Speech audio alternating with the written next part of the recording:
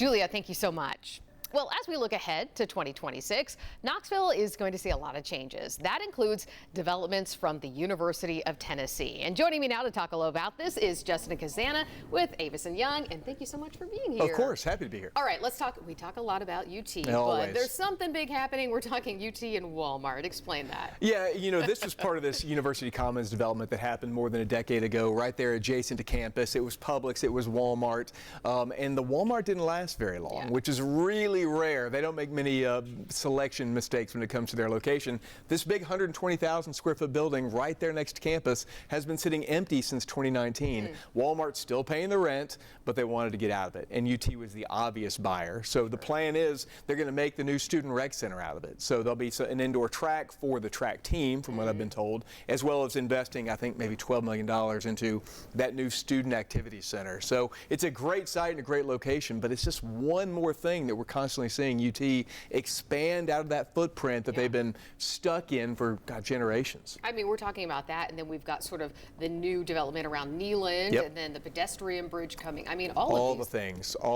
And it seems like we went from 0 to 100 miles an hour in the span of a couple of years as the university continues to grow. And speaking of that, I mean, you think like, oh, all of this growth, well, they need it. I mean, they've been struggling with space and housing even students for a while now. For the longest time, UT was really hamstrung because they thought they couldn't get out of those boundaries of the river and the railroad and campus, or then the strip and then downtown, and they found ways to get out of that and really help it expand. Well, let's talk beyond that. What's happening in 2026? What's the outlook like here? The outlook's pretty wide. I know we were going to step into residential for a little bit, which is something we don't do very often. And the residential world has shifted a little bit. Obviously, interest rates are coming down, but I think the big issue when I talk to residential realtors that are out there is it's becoming more of a buyer's market. We went through a phase where, if you were buying a house, you better make an offer above the asking price, no contingencies, let's get going. And that's changed. So now there are contingencies tied in. There are a lot more houses on the market than there are buyers. So one of the examples that was given to me by a friend of mine was 63 houses in Tellico Village, all on the market right now that are all relatively the same. Same age, same finishes. They're a basement or basement rancher or a split level house, and they're all very similar. So those buyers have an opportunity to go out and really find very similar houses and decide where they want to go. And the sellers want this, the buyers want this, and with all those options, it's tough for them to come to a meeting point. So it's taking a little longer.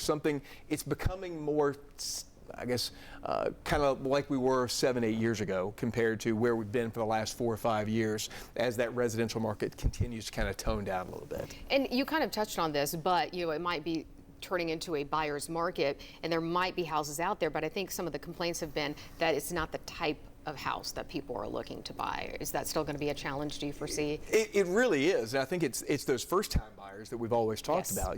28 years ago, bought my first house, 1,100 square feet, 2-bedroom, 1.5 bath.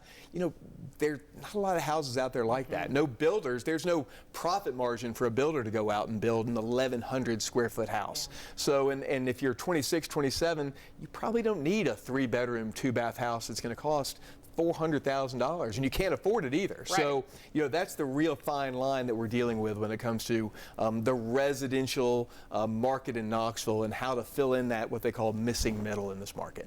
All right, Justin, thank you for your insight. As My always, pleasure. we appreciate it.